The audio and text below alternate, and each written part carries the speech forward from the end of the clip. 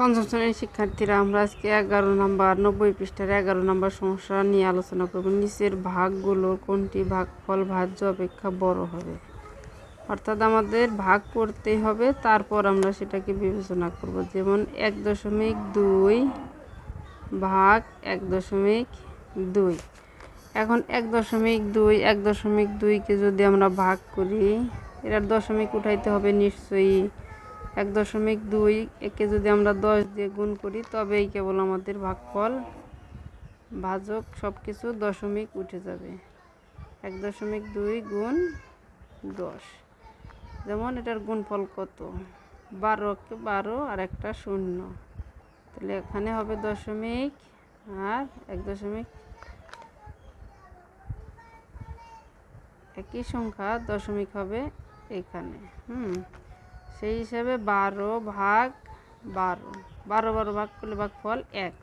কারণ কোনো সংখ্যা থেকে যখন আমরা দশমিক উঠাতে যাব, তখন কিন্তু আমাদের কি করতে হবে, যে কতগুলো সংখ্যা পরে দশমিক আছে, সেই সংখ্যার পরে আমরা দশমিক হিসেবে 10, 100, 1000 দিয়ে গুণ করব। এখন আমার ডান পাশে একটি সংখ্যা আছে, সেই হিসাবে আমি একটি শূন্য দিয়ে, অর্থাৎ দশমিকের জন্য 1 আর সংখ্যার জন্য 0 একটি, সেই হিসাবে 10 দিয়ে গুণ করলে আমাদের দশমিকটা একবার পরে চলে আসলো, তাহলে এটা শেষ।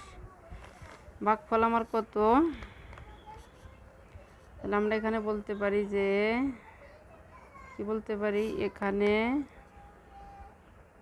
ভাজ্য সমান কত? আমাদের ভাজ্য ছিল 1.2, ভাগফল কত?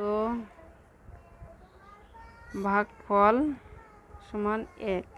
তাহলে আমার এইটা বড় না এইটা বড়? নিশ্চয়ই আমার 1.2 বড়।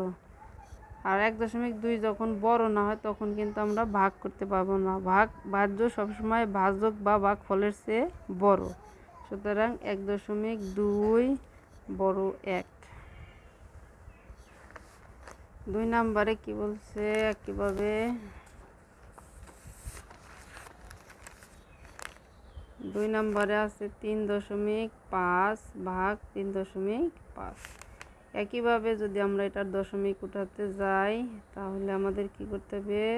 3.5 গুণ 10 ভাগ 3.5 গুণ 10, তাহলে 35.0 ভাগ 35.0, তাহলে 35 ভাগ 35, আগেরটার মতোই। তাহলে আমাদের কি হয়? 1, ভাগফল 1। একইভাবে আমরা কি বলবো? ভাজ্য সমান আমার কত? 3.5, আর ভাগফল সমান 1।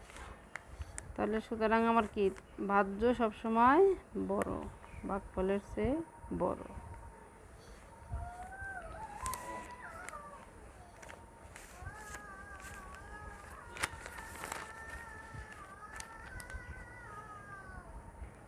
এই নম্বরে কি বলছে? 0.8 ভাগ 0.8। একইভাবে 0.8 গুণ 10 ভাগ 0.8 গুণ 10, তাহলে 8 ভাগ 8, 8 ভাগ 8, 1।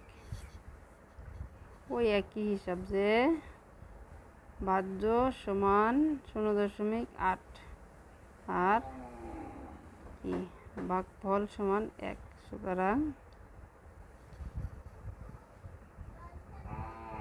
এখানে কিন্তু 8 কিন্তু আমাদের কি, 0.8 কিন্তু আমাদের ছোট, সেই হিসাবে ভাগফল আমাদের বড়। 0.8 থেকে 1 বড়।